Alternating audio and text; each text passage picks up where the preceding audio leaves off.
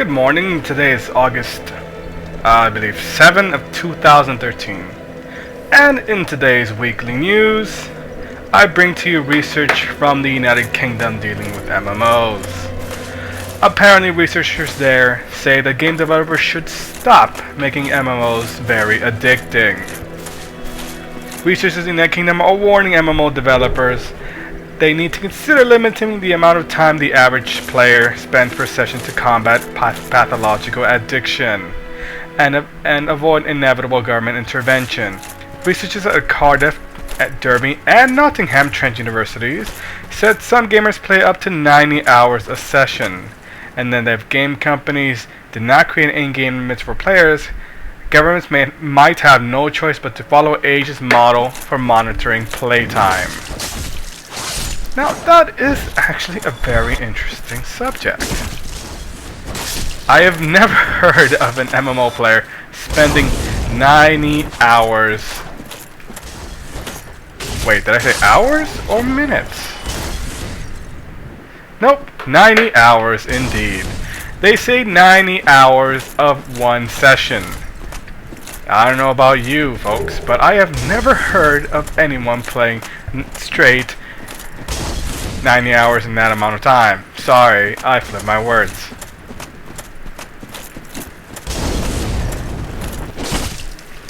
Yeah, I am commenting and giving you news while playing Dark Souls.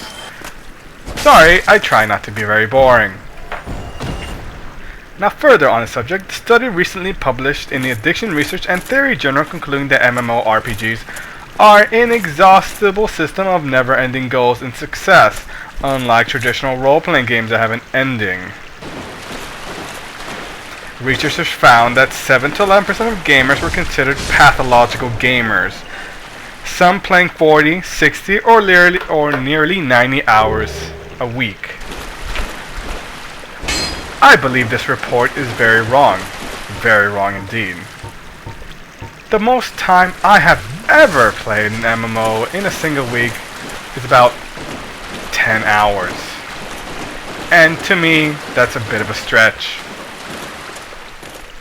I have friends that are avid gamers and avid MMOs players, and they have never spent nearly that amount of time playing a game.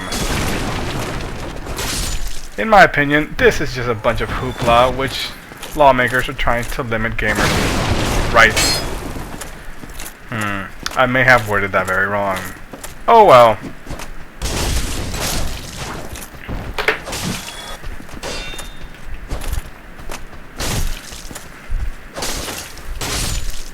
There we go. Also, Dr. Shumula Yosfarzi from Cardiff Business School did acknowledge that the most popular online games warn players not to play for too long and take break. These warning messages also suggest the online video game industry might know how high the percentage of overusers is, how much time gamers spend playing, and what specific features make a particular game more engrossing and addictive than others, Yosfarzi told the BBC. While they did not directly admit this by showing the warning messages, they do take some responsibilities into their hands. Cyber psychologist Dr. Zahir Hussain from the University of Derby said that warning messages by themselves are not enough. As a first step, online game developers, and publishers need to look into the structural features of the game design, for example, the character development, rapid absorption rate, and multiplayer features, which can make them addictive and or problematic for some gamers. One idea could be to shorten long quests to minimize the time spent in the game obtaining a certain prized item. Well, folks, I actually agree on that. I am sick of actually doing a quest that takes 60 minutes just to get a single item that in the end turns out not to be worth it. For example, I'm an avid Star Wars player.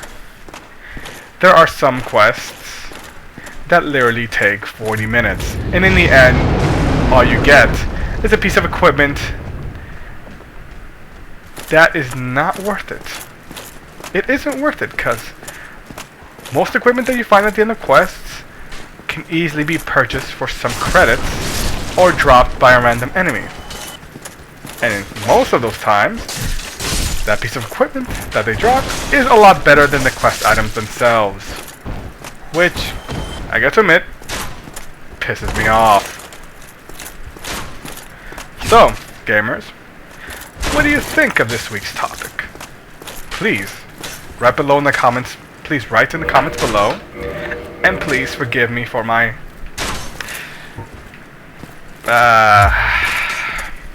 lack of pronunciation or misuse of pronunciation. Yeah.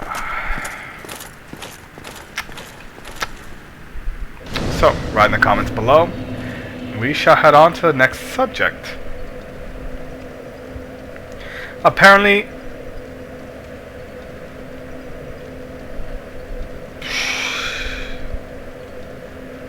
well, no, that's actually about it. Well, gamers, see ya on Sunday for your bi-weekly.